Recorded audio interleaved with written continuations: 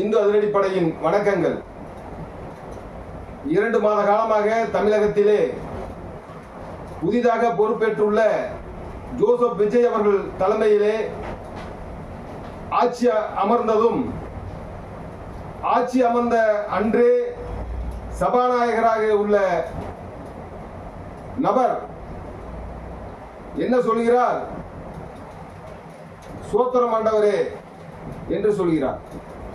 சபையிலே சொல்கின்ற வாக்கியங்களை சொல்கிறார். ஆனால் தமிழர்கள் திராவிட கட்சி வேண்டாம், ஒரு மாற்று நபர் ஆட்சி அமைக்கட்டும் என்பதற்காக உங்களுக்கு வாக்களித்தார்கள். ஆனால் கடந்த காலங்களாக பார்க்கின்ற போது முழுக்க முழுக்க மிஷினரிகளினுடைய ஆட்சி நடக்கிறதோ என்கின்ற சந்தேகம் இருக்கிறது. தமிழன் வழி வழியாக தமிழ் கடவுள் முருகப்பெருமானை வணங்குகின்ற தமிழர்கள், பூர்வகுடி விவசாயிகள், பூர்வகுடி தமிழர்கள் நெஞ்சமெல்லாம் இப்பொழுது கொதிநிலையில் உள்ளது.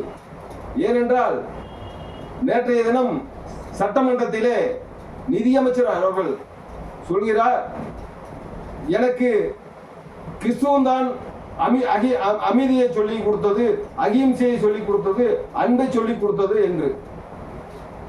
அப்பொழுது தமிழ்நாட்டை ஒரு கிறிஸ்துவர் தான் நிதியமைச்சராக இருக்கிறாரோ என்கின்ற நிலையில் தமிழர்கள் வந்து கொண்டுள்ளார். அது மட்டுமல்ல, இந்த வன்னியரசு என்கின்ற ஒருவர் சட்டசபையிலே சொல்கிறார்,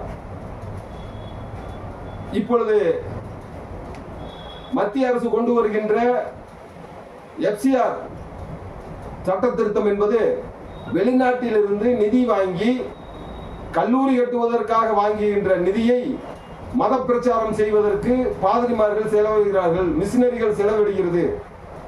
கலவரத்தை உருவாக்க எப்படி டெல்லியிலே ஜந்தர் மந்தில கொக்கி புறா நாய் போனி எல்லாம் போராட்டம் பண்ணிச்சு, அது மாதிரி நாடு முழுக்க பல்வேறு மக்களை தூண்டி விடுகின்ற பணியை இந்த கிறிஸ்துவ மிஷினரிகள் செய்கிறது.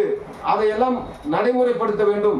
உண்மையான வெளிநாட்டு நிதியை வாங்கி முறையாக நீங்கள் எதற்காக வாங்கினீர்களோ, கல்வி நிறுவனங்களோ, ஆலயங்களோ, தேவாலயங்களோ அல்லது உதவிகளோ செய்வதற்கு வாங்கினால் அதற்கு மட்டும் செலவிடுங்கள்.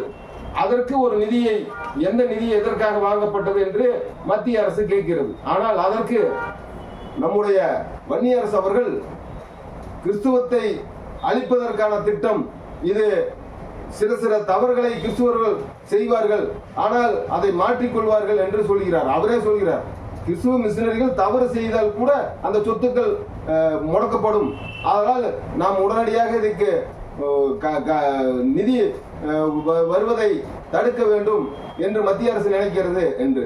இன்னொரு பாதிரியார் சொல்கிறார், கிறிஸ்துவ நிலங்களையும் ஆலயங்களையும் அனைத்தையும் இந்துக்கள், இந்து அமைப்புகள் அதை கையகப்படுத்தும் மத்திய அரசு கொண்டு வரும் திட்டம் என்று கலவரத்தை உருவாக்க செய்கிறார். நண்பர்களே, தமிழகத்திலே இருக்கின்ற அமைச்சர் எல்லாம், நீங்கள் லண்டனிலே அமைச்சராருங்கள், ஜெருசலத்திலே அமைச்சராருங்கள், ரோமிலே அமைச்சராக இருங்கள். தமிழகத்திலே தமிழன் ஆள வேண்டும், தமிழ் கடவுள் முருகப்பெருமானை வணங்குகின்ற பச்சை தமிழன் தான் தமிழகத்தை ஆள வேண்டும் என்று நினைத்துத்தான் உங்களுக்கு வாக்களித்தோம். ஆனால் இப்பொழுது சட்டமன்றமா அல்லது சபை கூட்டமா என்கின்ற சந்தேகம் ஒவ்வொரு தமிழனுக்கும் ஏற்படும் வகையில் உங்களுடைய செயல்பாடு நடந்து கொண்டிருக்கிறது. ஆனால் தமிழக முதலமைச்சர் மாண்புமிகு ஜோசப் விஜய் அவர்கள் இதையெல்லாம் கருத்திலே கொள்ள வேண்டும். ஏனென்றால் உங்களுக்கு வாக்களித்தவர்களே தவிர மற்ற MLA அமைச்சர்களெல்லாம் வாக்களிக்கல. உங்களை நம்பி, உங்களுடைய நம்பிக்கையை நம்பி தமிழர் வாக்களித்திருக்கிறார்கள். ஆனால் இந்த நீங்க சாதாரணமா இல்ல, தமிழம் பூரா மாரியாத்தா, காளியாத்தா, கருப்புராய, மெனியப்பன் போன்ற தெய்வங்களை வழிபடுகிறார்கள். எங்களுடைய முன்னோர்கள் தீரன் சின்னமலை, வாவு சிதம்பரனார், மருது சகோதரர்கள், தளபதி சுந்தரலிங்கனார், அழகுமுத்துக்கோள், ராமசாமி பண்ணாடி, இப்படி குயிலி, நீங்கள் சொல்லுகின்ற அத்துணை தியாகிகளும், ஆஸ்துரையை சுட்டு கொண்டாட வாஞ்சிநாதன் போன்ற எண்ணற்ற தியாகிகள், வேலுநங்கை, வீரமங்கை வேலுநாச்சியார் போன்ற தெய்வங்கள் வாழ்ந்த தமிழ்நாட்டிலே இப்பொழுது தமிழ்நாடு கிறிஸ்துவனுடைய மிஷினரிகளினுடைய கைப்பாவையாக செயல்படுகிறது என்கின்ற அச்சம் ஒவ்வொரு இந்து அமைப்புக்கும் ஏற்பட்டுள்ளது. இந்த அடிப்படை இந்த நிதி அமைச்சரை நீக்க வேண்டும். அதே போல இந்த சபாநாயகர் மேலே அமர்ந்து எங்களுடைய சகோதரி சௌமியா அன்புமணி அவர்கள் ஒரு ஸ்லோகத்தை சொல்கிறார் பகவத்கீதையிலிருந்து. உடனடியாக அவர் மணி அடிக்கிறார். ஆனால் கிறிஸ்தவத்தை பற்றி ஒரு மணி நேரம் சபை நடத்தினால் கூட, சட்டமன்றத்திலே பேசினால் கூட அதை கண்டுகொள்ளாத சபாநாயகரை வன்மையாக கண்டிக்கிறோம். நீங்க சபை நடத்துவது போல சட்டமன்றத்தை நடத்தாதீர்கள். தமிழர்களுடைய வாழ்வாதாரத்தை சிந்திக்க வேண்டும். வன்னியரசு போன்றவரெல்லாம் தமிழனுக்கு, தலித் மக்களுக்கு இன்றும் பஞ்சமி நிலம் மீட்கப்படவில்லை. பல்வேறு அரசியல் கட்சிகளினுடைய கையிலே உள்ளது. இதையெல்லாம் மீட்பதற்காக நீங்கள் போராடுங்கள். தலித் மக்களுக்கு இன்னும் நியாயம் கிடைக்கவில்லை, அநீதி நடக்கிறது பல்வேறு பகுதிகளில். அதற்காக போராடுங்கள். நீங்கள் கிறிஸ்துவனுடைய கைப்பாவையாக நீங்கள் தலித்து என்பதால் தான் சட்டமன்றத்துக்கு நின்று வாக்களித்தார்கள். ஆனால் இவர்கள் போப்பாண்டவனுடைய பிரதிநிதியாகவே மாறிவிட்டதை இந்த அடிப்படை வன்மையாக கண்டிக்கிறது. மத்திய அரசு கொண்டு வருகின்ற அந்த திட்டம், அந்த சட்டம் வரவேற்கிறோம் என்பதை சொல்லி நன்றி கூறி விடைபெறுகிறேன். நன்றி. ஓம் முருகா போற்றி.